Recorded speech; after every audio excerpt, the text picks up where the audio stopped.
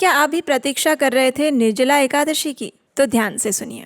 वर्ष की सभी एकादशियों का फल देने वाली पांडव निर्जला एकादशी बस कुछ ही समय में आने वाली है, लेकिन इस बार की एकादशी भी 2 दिन आ रही हैं। तो उसमें से कौन से दिन इसका पालन करें, किस स्थान पर कौन से दिन इसका पालन किया जा रहा है, इन सभी प्रश्नों के बारे में आज हम बात करेंगे। और अगर 2 दिन एकादशी है तो किस दिन हमें पालन करना चाहिए और आखिर 2 दिन क्यों आ रही है, शास्त्र क्या कहते हैं, इसके ऊपर भी आज विस्तार से हम बात करेंगे।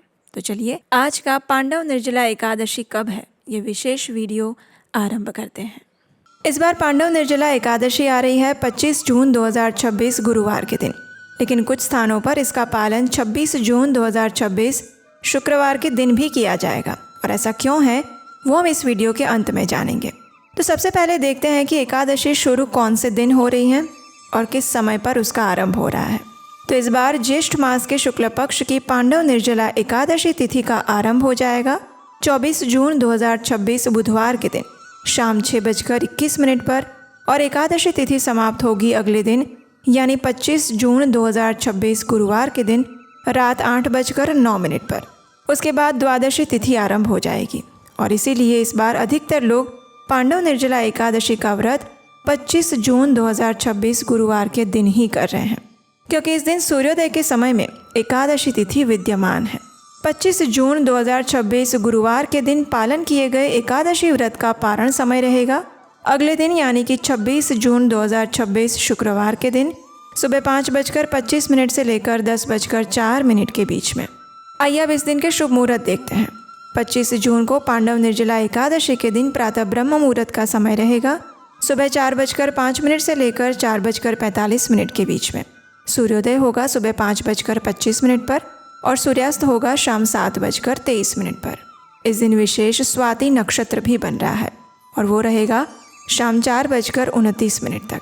प्रातः काल में भगवान श्री कृष्ण की पूजा अर्चना करने का समय रहेगा सुबह 4:25 से लेकर 5:25 के बीच में और संध्या काल में भगवान श्री हरि की पूजा अर्चना करने का समय रहेगा शाम 7:23 से लेकर 8:23 के बीच में। इस दिन अभिजीत मुहूर्त का समय है सुबह 11:56 से लेकर 12:52 के बीच में। विजय मुहूर्त रहेगा दोपहर में 2:43 से लेकर 3:39 के बीच। इस बार विशेष रवि योग भी बन रहा है और रवि योग का विशेष समय रहेगा सुबह 5:25 से लेकर शाम 4:29 के बीच में। इस एकादशी के दिन राहु काल का समय है दोपहर में 2:09 से लेकर 3:53 के बीच में।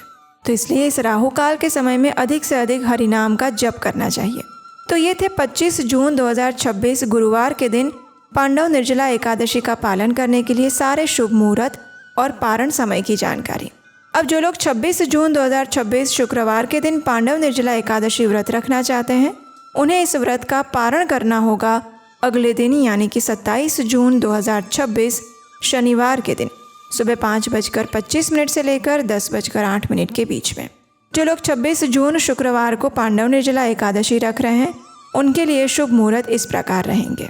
प्रातः ब्रह्म मुहूर्त का समय रहेगा सुबह 4:05 से लेकर 4:45 के बीच में। सूर्योदय होगा सुबह 5:25 पर और सूर्यास्त होगा शाम 7:23 पर। प्रातः काल में भगवान की पूजा अर्चना करने का समय रहेगा सुबह 4:25 से लेकर 5:25 के बीच में। संध्या काल में पूजा अर्चना करने का समय रहेगा शाम 7:23 से लेकर 8:23 के बीच में। इस दिन विशेष सर्वार्थ सिद्धि योग भी बन रहा है और ये रहेगा शाम 7:16 से लेकर अगले दिन सुबह 5:25 तक। और इस दिन राहु काल का समय है सुबह 10:39 से लेकर दोपहर में 12:24 तक। तो ये थी पांडव निर्जला एकादशी के दोनों दिनों की संपूर्ण जानकारी।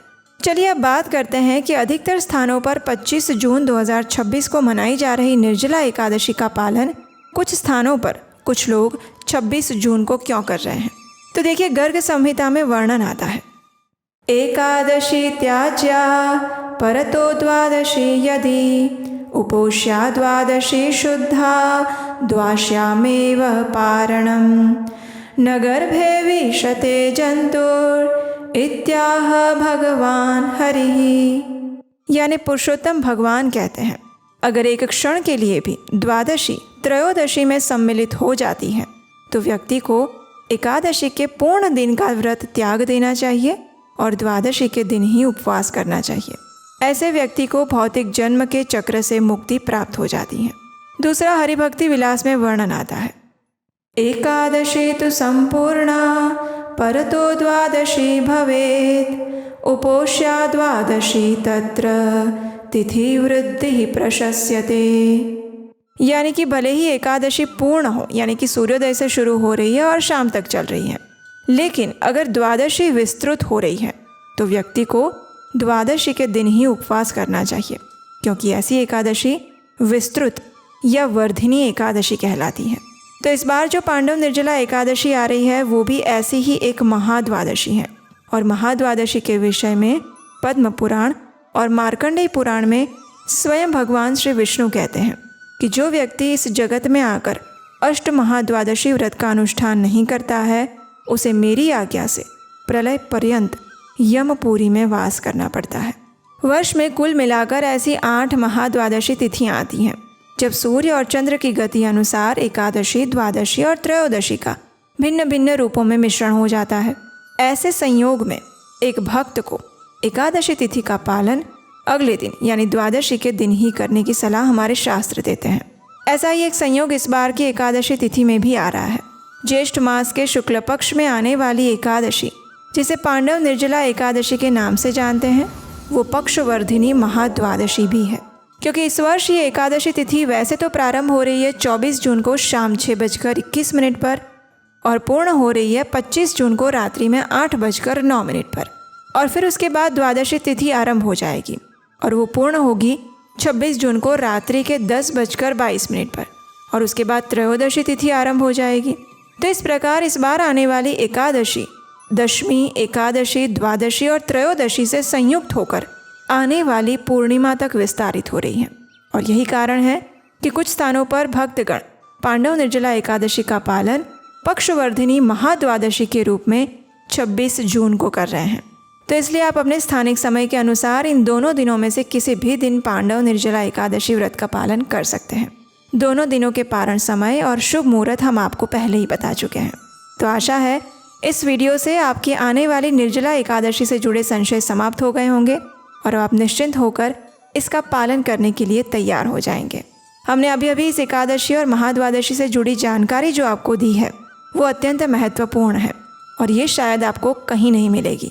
इसलिए इस वीडियो को अपने मित्रों और परिवारजनों में सबसे पहले जाकर शेयर कर दीजिए, जिससे कि उन्हें भी आने वाली पांडव निर्जला एकादशी की सही जानकारी और शास्त्रोक्त नियमों के अनुसार मिल सके।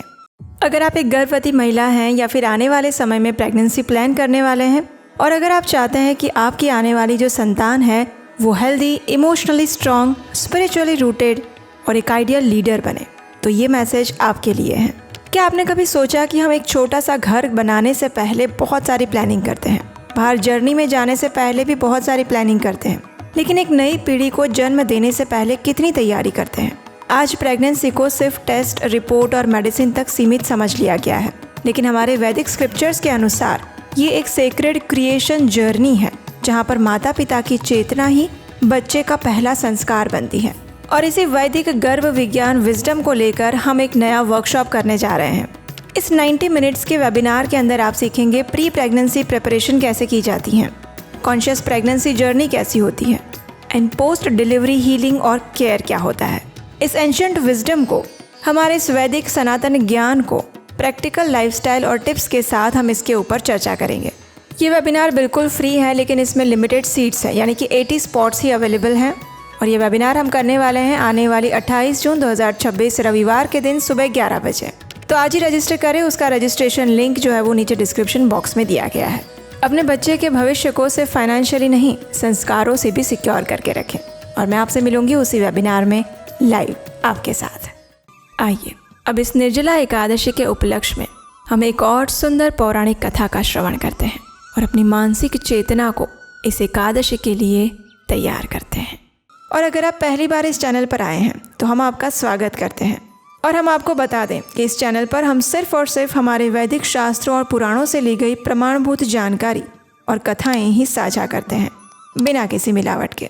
इसलिए जाने से पहले आपके अपने चैनल उपदेशाष्टकम को सब्सक्राइब करके अवश्य जाइएगा, क्योंकि इस बार निर्जला एकादशी से जुड़ी सारी जानकारी हम आपके लिए लेकर आने वाले हैं। पांडव निर्जला एकादशी केवल हमारी शारीरिक शक्ति और संकल्प की परीक्षा नहीं लेती, वो हमारी आत्मा को अंदर से झकझोर देती है, हमें उस परम सत्य के साथ जोड़ती हैं जो हम सांसारिक भागदौड़ में भूल जाते हैं। जेठ की तपती धूप में जल की एक बूंद भी ग्रहण किए बिना केवल भगवान श्री कृष्ण के चरणों में समर्पित होकर जब कोई भक्त ये व्रत पूर्ण करता है तो वो अनुभव शब्दों में नहीं बांधा जा सकता।